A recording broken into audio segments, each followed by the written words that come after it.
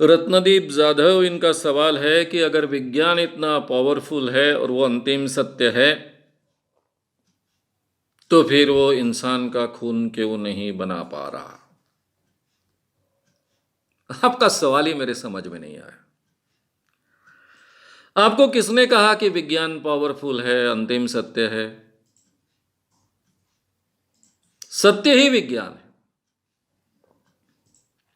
इस नेचर में जो नियम है, इस विश्व में जो नियम है, उसको ढूंढने का तरीका, साइंटिफिक मेथड जिसको हम कहते हैं, उसके जरिए हम ढूंढते हैं, उसको विज्ञान कहते हैं। विज्ञान यानी नेचर के ही नियम है। ये जो नेचर के नियम है वो पहले से है वहां पर। उन नियमों को हम ढूंढते हैं, समझते हैं, और उन नियमों का अगर संभव है तो लैब में हम उपयोग करते हैं और नेचर के ही नियम के आधार पर कुछ निर्माण करते हैं, उन्हीं नियमों का पालन कर कर। नेचर में शायद लंबा समय लगता है, तो शॉर्ट समय में हम उसको निर्माण करने की कोशिश करते हैं, लेकिन नेचर के ही नियम। विज्ञान कोई भी चीज निर्माण नहीं करता और कोई भी चीज नष्ट नहीं करता है।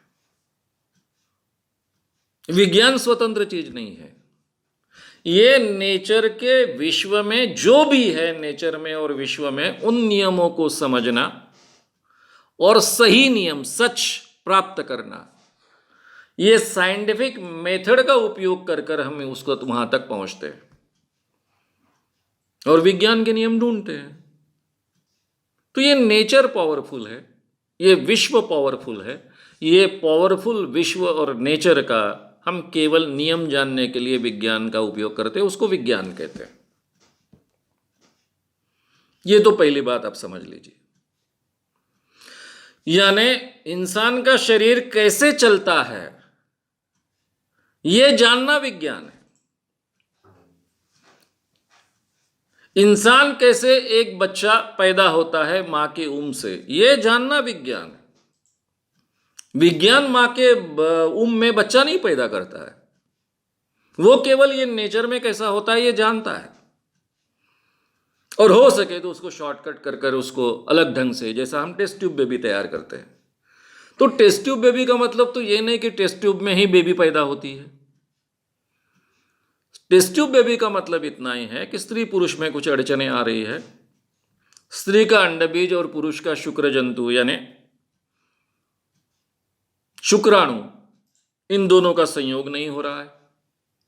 तो ये संयोग हम टेस्ट ट्यूब बेबी में बाहर करते हैं और फिर गर्भाशय में डाल देते हैं, वहां बच्चा पनपता है, बड़ा होता है, नेचर के नियम का अनुसार वो पैदा होता है।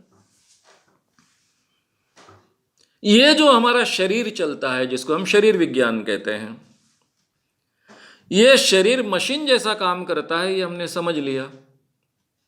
और ये मशीन सुचारू रूप से चले इसलिए हम प्रयास करते गए, इसीलिए इंसान का आयु हम बढ़ाते गए, मरने वाले कई इंसानों को हम बचा पाए, उनकी आयु बढ़ा पाए।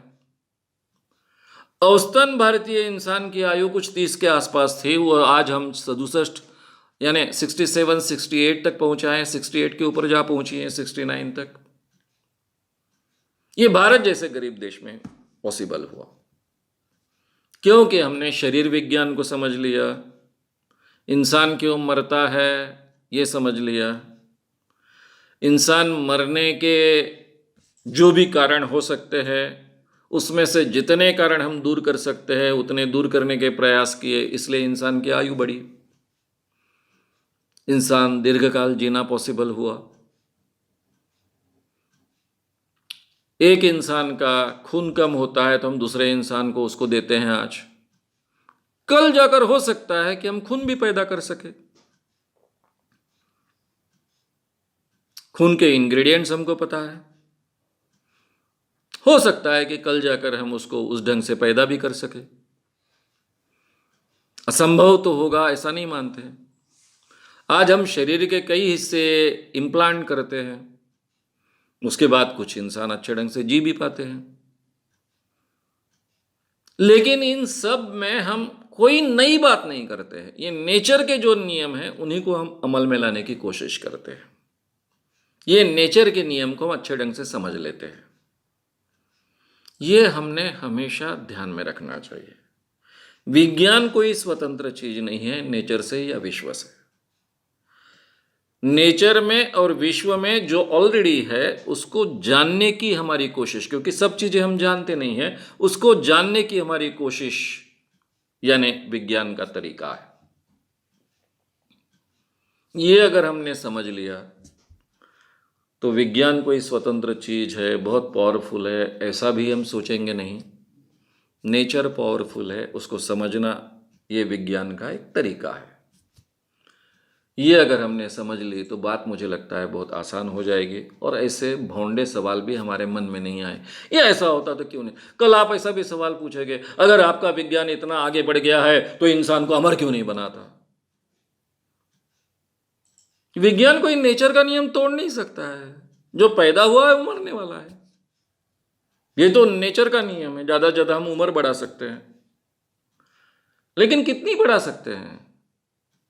जितनी शरीर में पॉसिबिलिटी मैक्सिमम होगी उतनी, उससे ज्यादा नहीं बढ़ा सकते। इंसान 1000 साल तक जिंदा रखे, ये पॉसिबल नहीं होने वाला है। तो नेचर के नियम को हम समझकर जितना कुछ थोड़ा बहुत आगे पीछे कर सकते हैं उतना ही कर सकते हैं। हम नेचर के नियम को पूरी तरह से ओवरकम नहीं कर सकते। ये हमेशा हमने याद रखना चाहिए। ये साइंस की मर्यादा है और यही साइंस का सही माने में सामर्थ्य भी है।